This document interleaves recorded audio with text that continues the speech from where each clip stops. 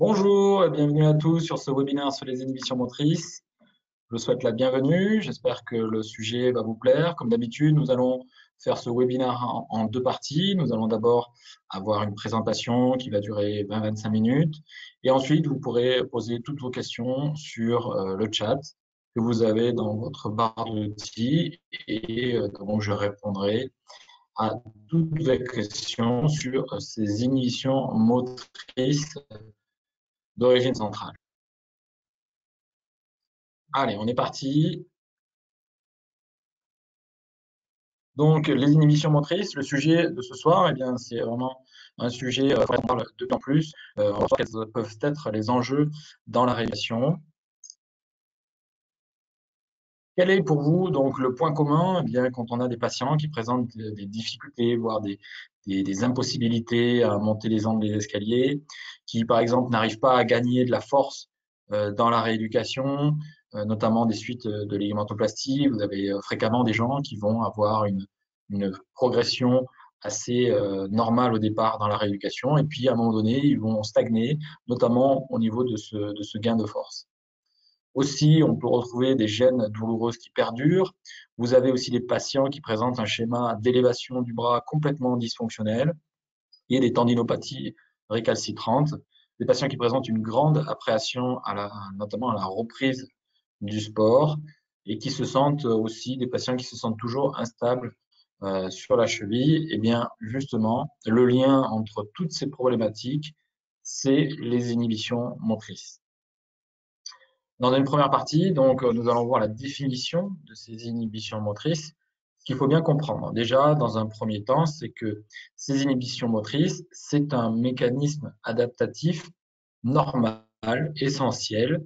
Quand le cerveau veut faire une motricité, eh bien, il va d'abord actionner des muscles, en inhiber d'autres. Tout ça, donc, c'est tout à fait normal. C'est comme ça que se fait un bon ajustement de la motricité. Ce qui va devenir pathologique, c'est l'excès d'inhibition. Donc ça, c'est vraiment une première chose à vraiment bien comprendre, c'est que c'est l'excès d'inhibition qui est pathologique. Le premier à avoir parlé de tout ça, c'est Julián de Arrufiaguera, qui a été vraiment le premier à dire que ce désordre moteur n'était peut-être pas d'origine déficitaire, mais pouvait provenir d'un dysfonctionnement de la réalisation neuromotrice. Cette personne a été notamment le précurseur du métier de psychomotricien, et c'est vrai que si vous recherchez dans la littérature le terme d'inhibition motrice, eh bien, vous verrez qu'on finalement on retrouve peu de choses, au contraire de l'inhibition comportementale justement, qui est à la base du métier de psychomotricien. Et maintenant, vous allez retrouver essentiellement, notamment des travaux sur la sidération du quadriceps post-ligamentoplastie genou, qui est l'inhibition motrice actuellement la plus étudiée. Non seulement cette inhibition eh bien, peut toucher la qualité de la contraction d'un muscle, donc vraiment quelque chose d'analytique, mais elle peut aussi perturber l'activation temporelle de toute une gestuelle nécessaire à la bonne réalisation d'un mouvement, et donc on est plutôt sur une atteinte fonctionnelle. Donc, dans ce cadre-là, les inhibitions motrices ou les excès d'inhibition motrice, eh bien, on va avoir un enchaînement qui va devenir dysfonctionnel.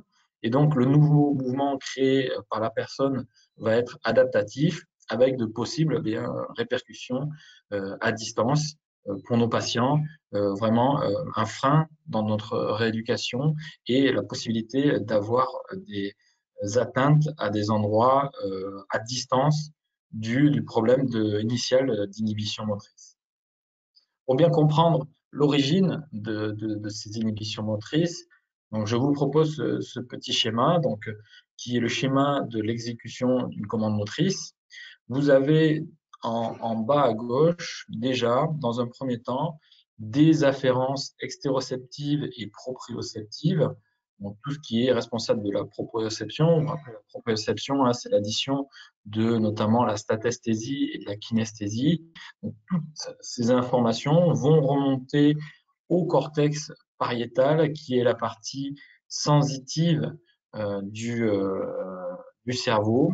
Le cerveau va analyser toutes ces informations et ensuite les transmettre au cortex préfrontal et frontal qui vont analyser ces informations aussi de manière à préparer ce schéma de commande motrice. Tout ça, c'est envoyé ensuite à des structures que sont les ganglions de la base et le thalamus. Ces structures vont être responsables du brouillon, de l'initialisation du mouvement.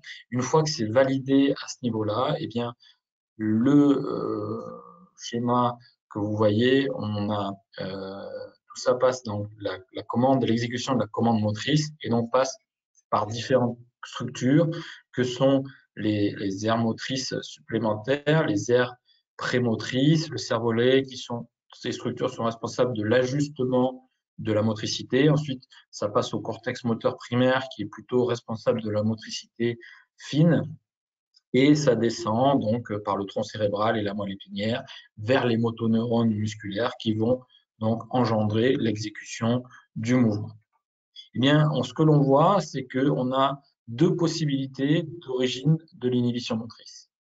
Soit ce sont les informations que vous avez en bas à gauche qui sont de mauvaise qualité, et donc avec ces mauvaises informations, eh bien, le cerveau forcément va engendrer une mauvaise motricité. Donc on parlera à ce moment-là plutôt d'inhibition motrice d'origine périphérique ou distale. Pour certains auteurs, donc, on a une modification des informations sur les récepteurs articulaires et musculaires. Cette réduction des informations entraîne une réduction de l'excitabilité des motoneurones de la commande motrice, donc, ce qui va empêcher donc, toutes ces voies qu'on a vues descendantes d'activer vraiment pleinement le muscle. Donc là, on est sur une vision distale, c'est-à-dire une inhibition motrice plutôt d'origine périphérique. Ensuite, si on revient au schéma, vous avez au centre, au niveau du cortex, donc comme je vous ai montré, les ganglions de la base et le thalamus, eh bien, la possibilité d'avoir le cerveau qui, lui-même, empêche l'exécution de cette commande motrice. Et à ce moment-là, on parlera plutôt d'inhibition motrice d'origine centrale et d'une vision plutôt proximale de l'inhibition motrice. Donc, c'est l'initialisation du mouvement qui est complètement inhibé. Alors souvent, la cause, ça peut être une appréhension, une douleur qui est apparue ou une contrainte lors de l'exécution au préalable de ce mouvement qui fait que le cerveau fait barrage à ce mouvement volontaire. Donc, toutes ces inhibitions vont avoir des conséquences directes, plus ou moins importantes, mais qui vont être, comme je vous l'ai dit, autant de freins à la rééducation fonctionnelle du membre touché. Et pour nos patients, ils vont aussi aboutir à des schémas compensatoires qui vont être plus ou moins impactants, voire carrément handicapants pour la motricité de nos patients. Et donc, du coup, il faut vraiment essayer de déjà les tester, savoir les reconnaître. Et c'est pour ça qu'il faut vraiment retenir ces conséquences qui peuvent être pour vous autant de signaux d'appel que vous êtes en face d'une inhibition motrice. Donc ces conséquences, eh bien, vous les avez ici résumées sur cette slide.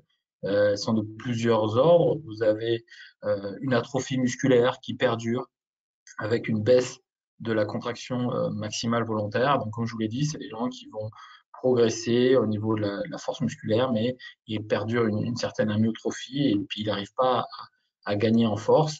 Vous avez aussi des gens qui vont avoir une gêne dans la stabilité de l'articulation. Donc, pour moi, le meilleur exemple, c'est la cheville. Vous avez des gens qui vont avoir, malgré que la cheville a dégonflé, malgré que la cheville a récupéré la mobilité et au niveau tissulaire récupère aussi de la fonction, eh bien, vous allez avoir des gens qui vont décrire toujours une instabilité du côté pathologique par rapport au test. Mais vous pouvez le retrouver aussi dans le genou. Vous pouvez avoir aussi des instabilités au niveau du bassin, par exemple, sur les boiteries de hanches. C'est vrai qu'on retrouve beaucoup d'inhibitions motrices, notamment au niveau du moyen fessier, qui sont responsables donc d'instabilité au niveau du bassin, avec tout ce que ça peut entraîner donc, sur une boiterie directe, mais des fois sur aussi des douleurs et des atteintes sur les articulations sus et sous-jacentes. Je pense notamment au rachis, et bon nombre de douleurs au niveau du genou sont dues à des instabilités au niveau du bassin. Ensuite, vous avez aussi tous les patients qui ont retard dans la rééducation, comme je vous l'ai décrit, des patients qui vont progresser, puis après stagner, voire carrément régresser, et vont éventuellement carrément sortir du parcours de soins. Et c'est des gens qu'on voit en séance qui ont arrêté la rééducation parce que soit ils étaient douloureux, soit ils ne progressaient plus. Et donc, notre but, notamment quand on fait de la reprogrammation neuromotrice, ça va être de les réinscrire dans un parcours de soins. Vous allez avoir aussi donc, des patients qui vont avoir une perturbation du schéma moteur de contraction, comme on l'a vu, donc des schémas dysfonctionnels.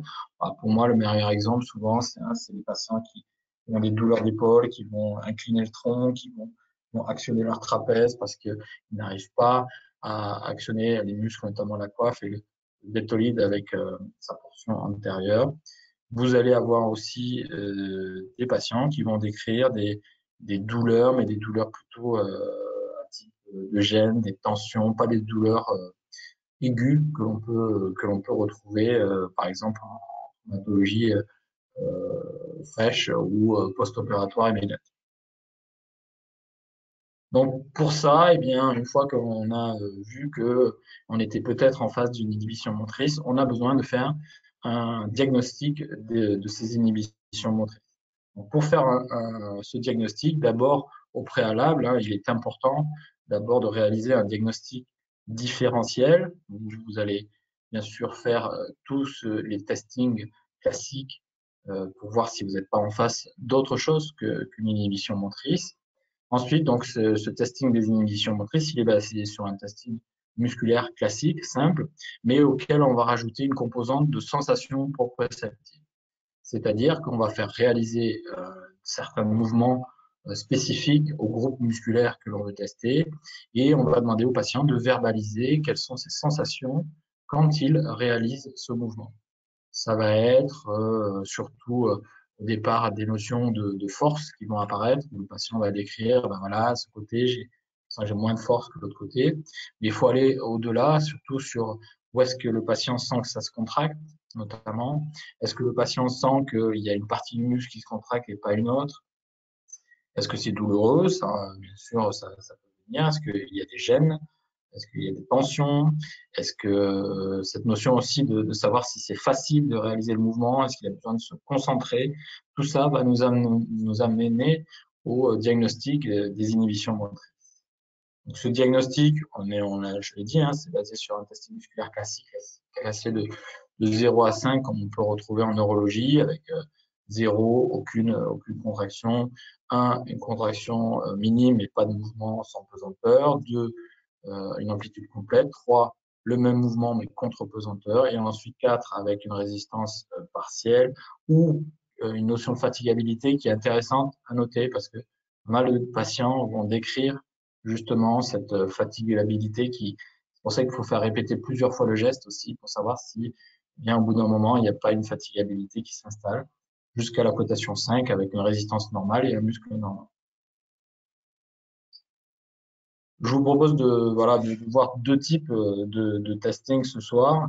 Je vous ai pris un membre supérieur et un membre inférieur. Donc, par exemple, le deltoïde.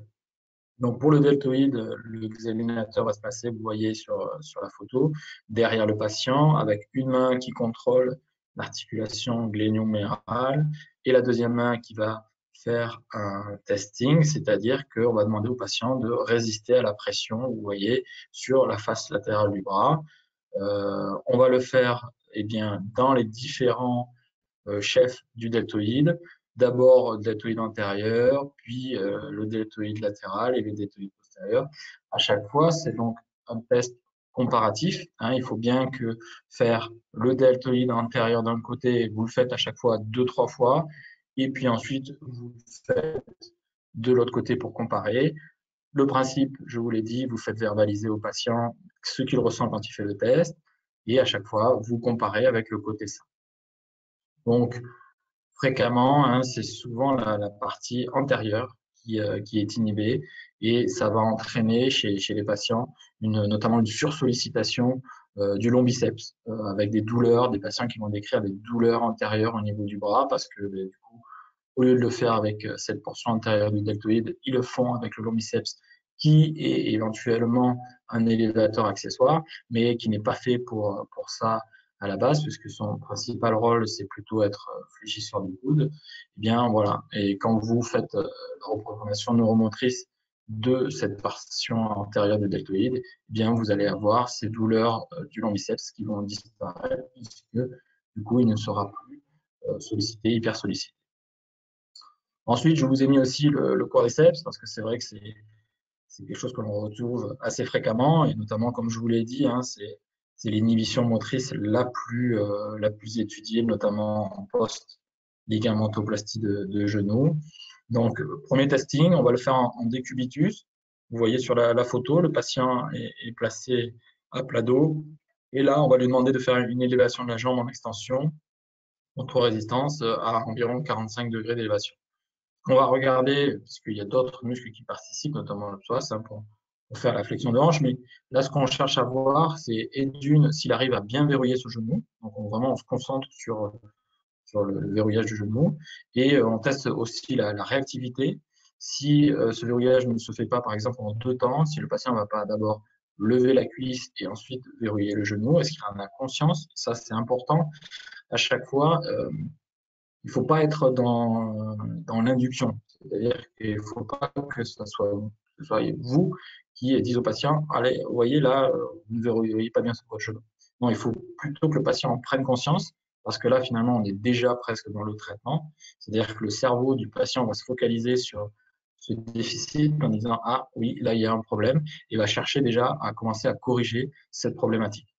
Donc, dans ce test-là, on teste la résistance, la réactivité, du verrouillage du genou. On peut essayer de cibler le vaste interne, mais il n'existe pas de test spécifique du vaste interne. Pourquoi le vaste interne? Parce que c'est souvent la portion la plus inhibée du quadriceps, ce qui semble logique puisque le vaste interne participe vraiment dans les derniers degrés au verrouillage du genou. Donc, on peut faire une petite rotation externe de la jambe pour que le patient essaie de vraiment se focaliser sur cette atteinte du vaste interne. D'ailleurs, c'est un moyen de compensation auquel il faut prêter attention. Si vous voyez le patient qui fait une rotation interne de la jambe pour pouvoir lever la jambe, c'est que, eh bien, il a des difficultés à le faire avec le vaste interne. Il essaye de compenser avec une autre portion du quadriceps, notamment le vaste le droit antérieur ou le vaste externe. Et puis, il y a possibilité aussi de le faire avec le sartorius, je l'ai déjà vu. Donc, voilà, prêtez bien attention aux moyens de compensation du patient et essayez de bien positionner son pied pour que vraiment il ait la sensation qu'il y ait une problématique au niveau du verrouillage de son genou. Ensuite, on va passer bien assis. Le patient va se positionner devant vous. Vous allez placer une main sur l'articulation du genou. L'autre main va se placer sur la face ventrale de la jambe, alors, en mettant pas trop de bras de levier pour que ce soit pas trop douloureux. Hein. On va demander un travail sur tous les modes du quadriceps, statique, concentrique et excentrique. Et vous allez tester, bien sûr, à chaque fois la différence qu'il peut y avoir entre la droite et la gauche. Le patient, là, qu'est-ce qui va se passer? Eh bien, souvent, c'est la force, hein, comme je vous l'ai dit, qui va arriver en premier. Les patients vont décrire que il a moins de force d'un côté, que ça peut être douloureux. Je pense notamment aux patients qui ont des syndromes rotuliens, par exemple, qui a un secteur articulaire qui est douloureux. À quoi il faut faire attention, comme je vous l'ai dit, hein, c'est surtout les sensations de contraction, à savoir est-ce qu'il a la sensation d'avoir toute la globalité du quadriceps qui se contracte, ou s'il sent une portion et pas une autre. Donc, tout ça va nous orienter vers le diagnostic des inhibitions motrices. Après, on s'aperçoit qu'il y a des tests qui vont être beaucoup plus marquants que d'autres. Je m'aperçois que, par exemple, pour le test de force, vraiment, c'est le test statique qui est le plus pertinent avec surtout cette sensation de baisse de force. Le test excentrique nous renseigne souvent beaucoup sur la qualité de contrôle neuromusculaire. Bon, après, il y a des gens qui ont du mal à faire l'excentrique s'ils n'en ont jamais fait avant, et donc du coup, qui vont avoir une jambe qui tremble avec un mauvais contrôle neuromusculaire. Voilà, tout ça, eh bien, c'est intéressant à noter. Une fois qu'on a fait tout ce travail analytique, eh bien, on peut faire un test un peu plus fonctionnel, dynamique. Et pour le quadriceps, ça va être un saut unipodal vers le haut. Et là, vous allez devoir noter toutes les phases du saut, à savoir l'impulsion, la phase d'envol, la réception. Sur l'impulsion, le patient va décrire est-ce qu'il a une notion de fluidité déjà dans la phase préparatoire au niveau du genou, les chevilles, les articulations. Est-ce qu'il sent son quadriceps donc se contracter en excentrique pour emmagasiner de l'énergie? Et sur l'impulsion, cette restitution, souvent donc les patients qui ont des problématiques vont décrire le fait que il manque d'explosivité du côté pathologique. Il y a des fois aussi des douleurs qui apparaissent. Dans la phase d'envol, on va noter jusqu'où le patient peut sauter. Notamment, la vidéo va être intéressante parce qu'on va bien visualiser à quelle hauteur le patient est capable de sauter par rapport au technique latérale. Et sur la phase de réception, ce qui est souvent marquant et à noter, c'est le bruit du patient qui amortit. Est-ce qu'on a un bruit qui est sourd, fort, plus fort que l'autre côté, qui marquerait qu'il manque de fluidité dans la réception, ainsi que éventuellement une raideur au niveau de la réception. Et après, est-ce qu'il y a une instabilité qui s'installe, notamment un valgus dynamique du genou, ou lorsque le patient résiste, avoir du mal à tenir en stabilité. Qu'est-ce qui existe une fois que vous avez diagnostiqué ces inhibitions motrices? Qu'est-ce qui existe comme traitement? Eh bien, nous avons plusieurs traitements qui ont été étudiés dans la littérature. Vous avez les plateformes vibrantes oscillantes.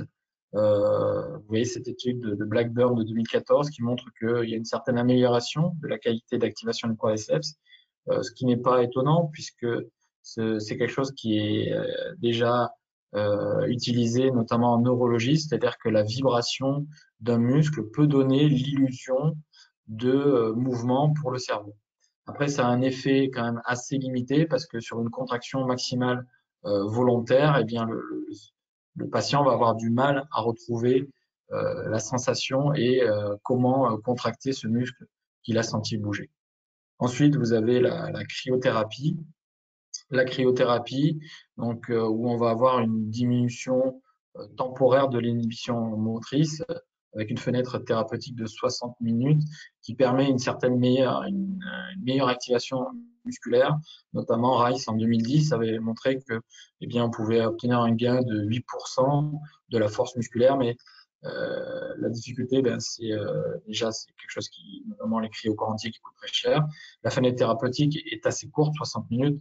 Donc, au niveau du travail, ça peut être un peu compliqué. Le gain musculaire est quand même assez faible. L'électrostimulation, on sait que c'est efficace malheureusement que sur une courte durée et que les bénéfices sont perdus quasiment 30 minutes après l'arrêt du traitement. Donc, c'est plutôt un choix en post-opératoire immédiat afin de ne pas perdre de l'atrophicité musculaire. Les biofeedbacks peuvent être intéressants parce qu'il y a une amélioration de la puissance motrice. Donc, ce sont ces capteurs qui peuvent avoir un contrôle visuel ou auditif de la contraction musculaire qui peuvent aider à prendre conscience de la contraction musculaire. Par contre, plus difficile et voire quasiment aucun effet sur des inhibitions motrices d'origine centrale. Et ensuite, donc, ce que l'on propose avec la recommandation neuromotrice et la méthode Aliane, c'est un procédé qui permet de travailler aussi bien l'acquisition d'un automatisme moteur qui serait perdu, ou éventuellement la correction d'un schéma qui serait dysfonctionnel, voire l'amélioration d'une gestuelle. Et là, on est plutôt sur le geste sportif que l'on veut rendre le plus optimal possible. Pour ça, on se base sur un triptyque, sur les sensations proprioceptives, l'intégration de toutes ces sensations par imagerie mentale, et ensuite un ancrage au niveau profond sous-cortical grâce à des sons de basse fréquence spécifiques. Donc, ces sensations proprioceptives, comment ça se passe? Déjà, dans un premier temps, on a commencé à les rechercher lors du bilan. Et on va ensuite amplifier ce phénomène par un travail proprioceptif très poussé et spécifique du muscle que l'on veut corriger, voire du geste que l'on veut corriger. Donc, le patient va continuer à verbaliser des sensations, se focaliser son intention sur ces sensations proprioceptives pathologiques. Une fois que ça c'est fait, on va faire donc un travail en imagerie mentale. L'imagerie mentale, eh bien, grâce à cette étude d'Anakawa de 2008 qui a été très largement relayée et qui a vraiment montré que l'imagerie mentale eh bien, avait cette qualité neurofonctionnelle de quand j'imagine un mouvement, eh bien, finalement, il y a une correspondance de plus de 80% des aires motrices qui s'activent. Vous avez sur l'image la deuxième ligne, les zones du cortex lorsque vous faites cette imagerie motrice, et ensuite sur la troisième ligne en turquoise, les aires motrices qui s'allument lors de l'exécution du mouvement, et en bas vous avez la superposition des deux. Donc ça, eh bien, ça a plusieurs avantages.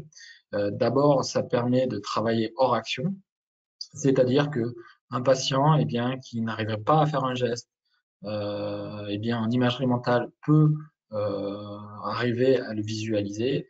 Et ensuite, un patient aussi qui serait douloureux dans une gestuelle, au lieu de lui faire répéter le geste qui est douloureux, ce qui peut eh bien, faire qu'on rentre dans un cercle vicieux d'inhibition motrice, puisque la douleur va elle-même créer un mécanisme de défense du cerveau et peut être à l'origine d'une inhibition motrice.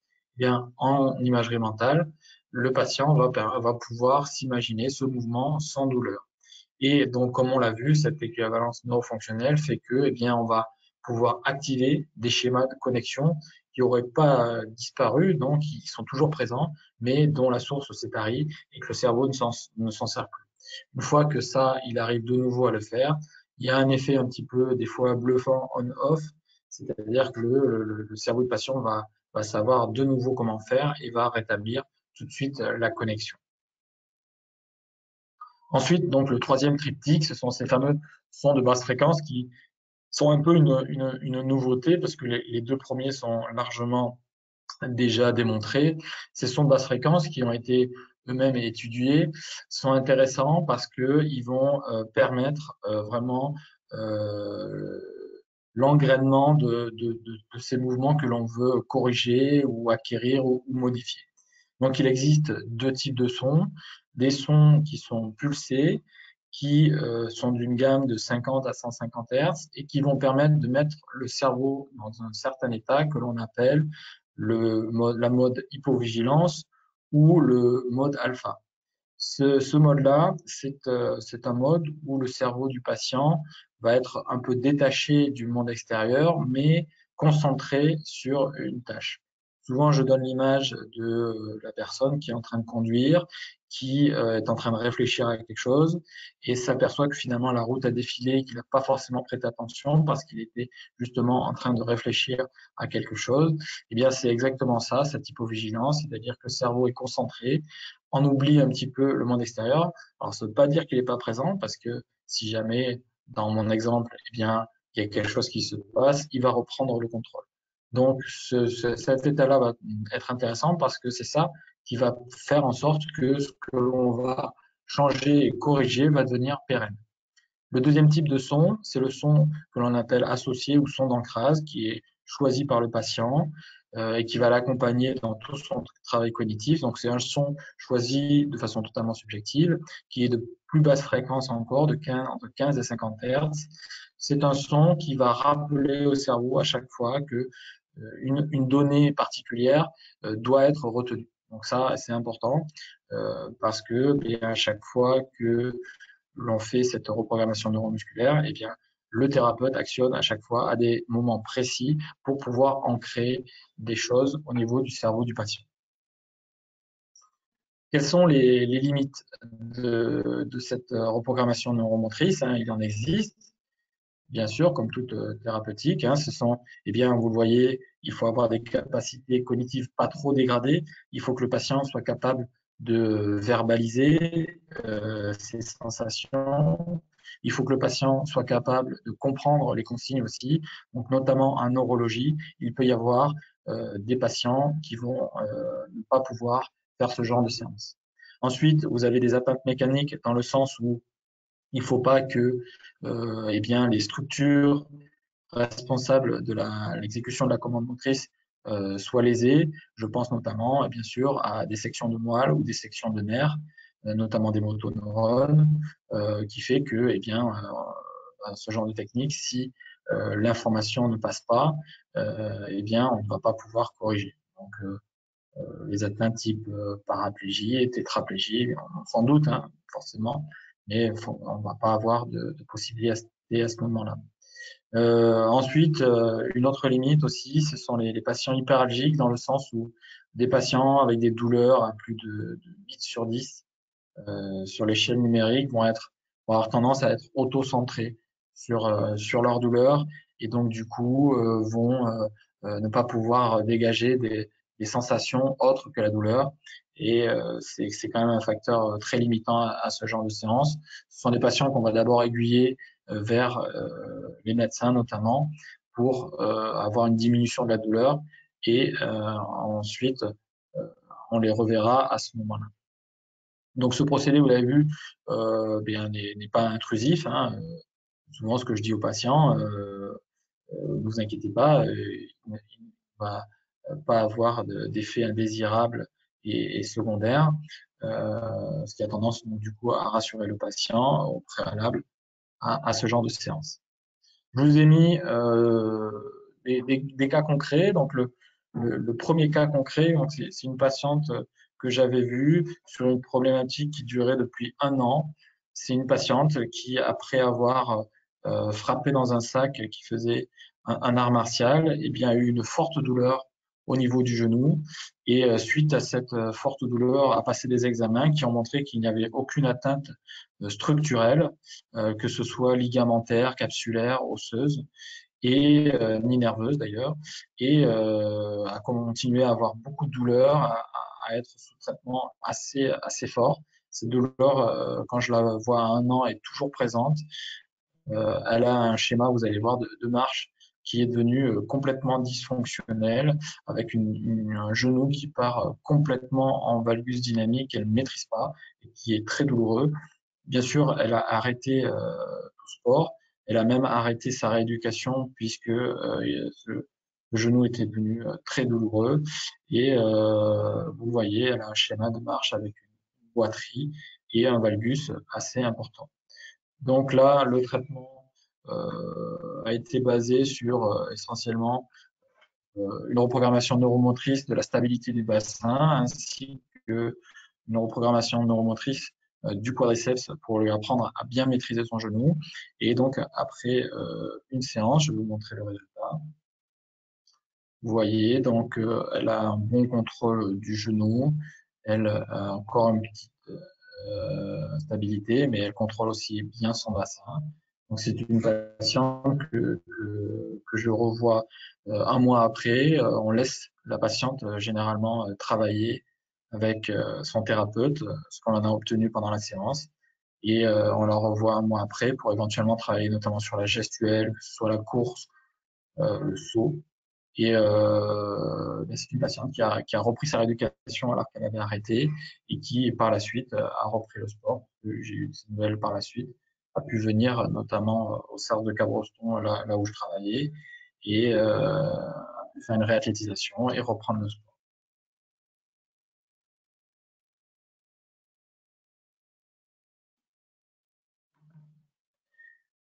Sur mon cas numéro 2, vous avez un patient qui se présente avec une perte d'élévation antérieure du bras consécutif à une chute et une opération de l'épaule il y a 7 ans.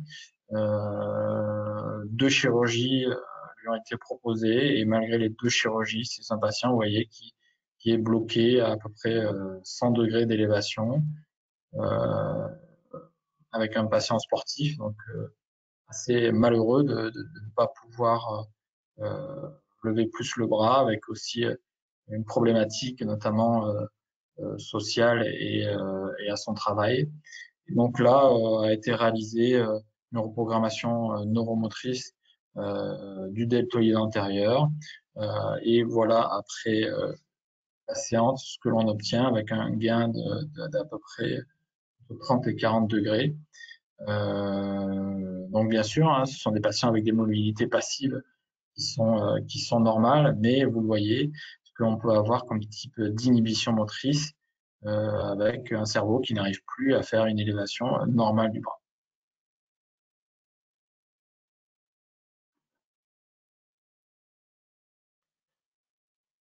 Bien sûr, il y a de plus en plus d'études faites sur cette reprogrammation neuromotrice. Ici, vous aviez une case série qui avait été réalisée par mes collègues sur 14 patients qui souffraient de déficit d'élévation antérieure de l'épaule.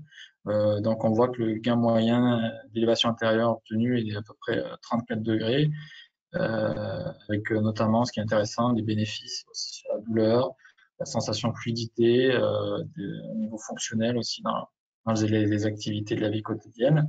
D'autres études sont en cours, notamment sur la cheville et le genou. Et puis, au centre du mouvement à Liane, il y a une doctorante du laboratoire de motricité de Lyon qui travaille aussi sur tout ce qui est ondes alpha au niveau du cerveau, notamment la relation avec les sons de basse fréquence. Si vous cherchez à joindre des praticiens, si tout ce que je vous ai dit ce soir vous a montré que eh bien, vous avez peut-être des patients qui souffrent d'inhibition motrice, deux possibilités. Soit vous voulez aiguiller eh bien, ces patients vers des praticiens Aliane.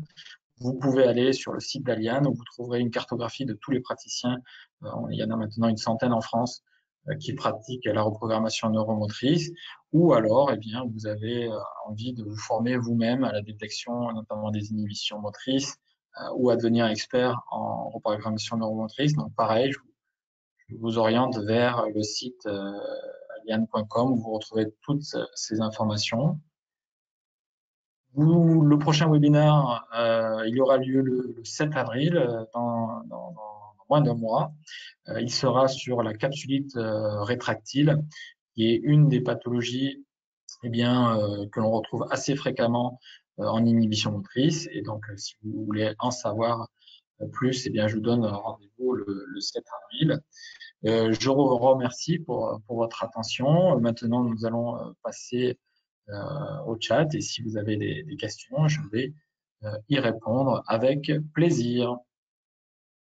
Je vais couper ma caméra et hop, nous allons tout de suite passer donc aux questions. J'espère que ce webinaire vous a plu.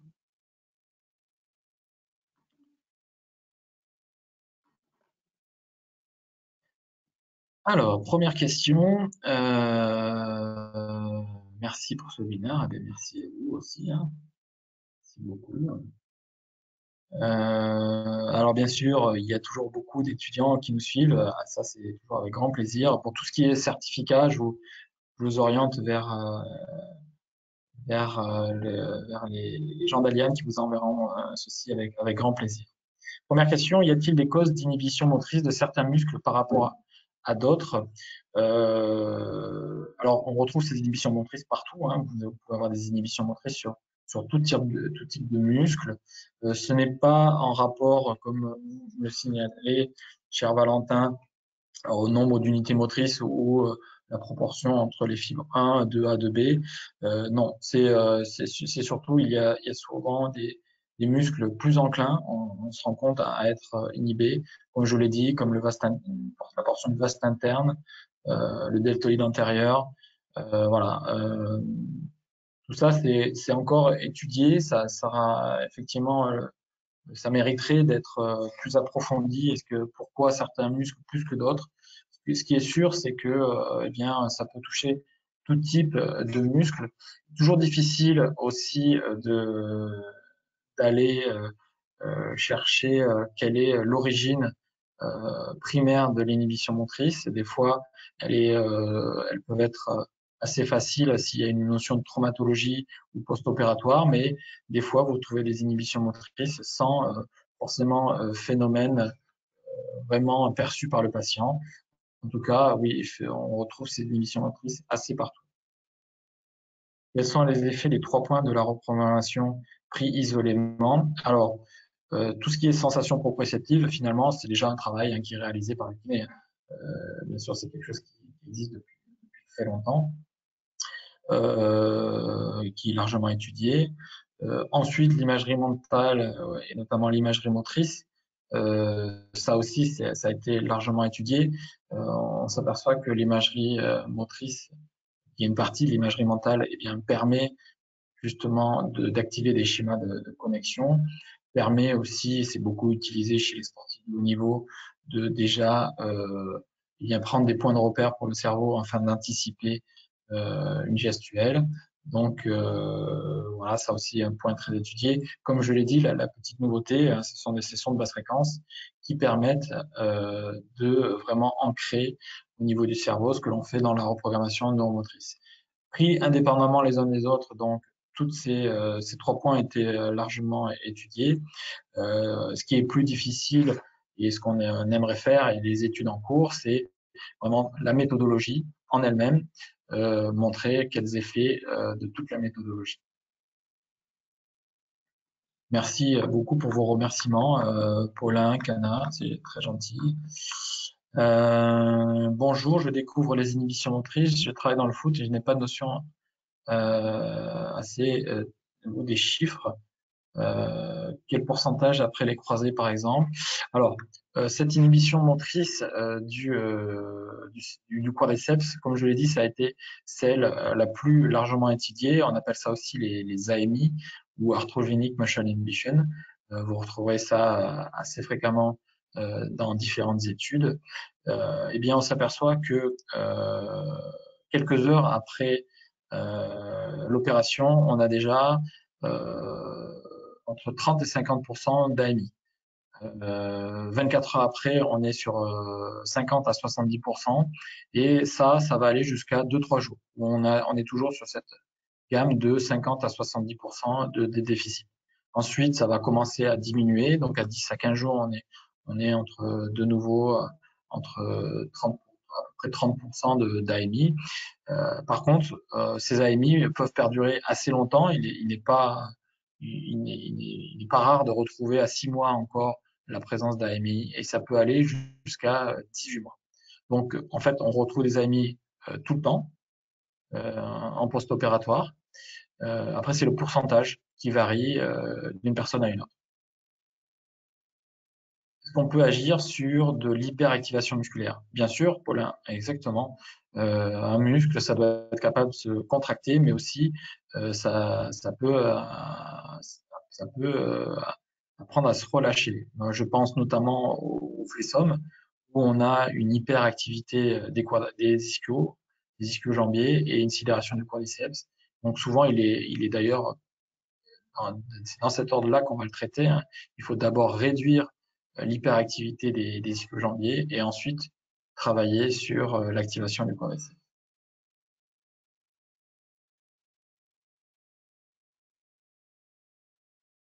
Bonsoir, après une reconstruction du LCA, est-ce que les inhibitions motrices peuvent perdurer jusqu'à 6 mois? Ah, Laura, je connais bien, d'ailleurs, je vais te passer un petit message, je vais t'appeler bientôt. Eh bien, après une reconstruction du LCA, les inhibitions motrices peuvent perdurer effectivement jusqu'à 6 mois, voire jusqu'à 18 mois. Faut-il refaire régulièrement les exercices et si oui, à quelle fréquence demander aux patients de refaire les exercices de désinhibition? Alors là, il y a plusieurs choses. Quand on fait une séance de reprogrammation neuromotrice, comme je l'ai dit, on va demander au patient de travailler ensuite pendant un mois avec son thérapeute. Les exercices que l'on propose, il y a d'abord une partie individuelle, notamment en imagerie motrice que le patient va faire, et une partie d'exercice aussi qu'il va faire avec le thérapeute, où on va insister sur quels sont les résultats qu'il a obtenus pendant la reprogrammation neuromotrice, afin de maximiser et de potentialiser tout ce que l'on a fait. Et ça, c'est très important. C'est-à-dire qu'il faut continuer à activer ces schémas de connexion parce que non seulement le patient va continuer à les ancrer, mais va aussi progresser de plus en plus. Donc ça, c'est vraiment très important de faire ça aux patients. Autre question, y a-t-il des contre-indications chez les enfants, hormis les capacités cognitives? Alors, eh bien, les contre-indications chez les enfants, il n'y a pas de contre-indication chez les enfants. C'est effectivement juste les capacités cognitives. Donc, en dessous de 7 ans, c'est assez difficile, voire très compliqué de faire ce genre de séance. Merci encore pour tous ces remerciements. Je vois que je pense que ça vous a plu. Euh, Très bien. Merci Lucie. Merci Laura. Est-ce qu'il y a d'autres questions qui arrivent? Euh, je vois que non, eh bien effectivement. Donc je pense que j'espère avoir répondu en tout cas à toutes vos questions. Je vous remercie d'avoir participé à ce webinaire.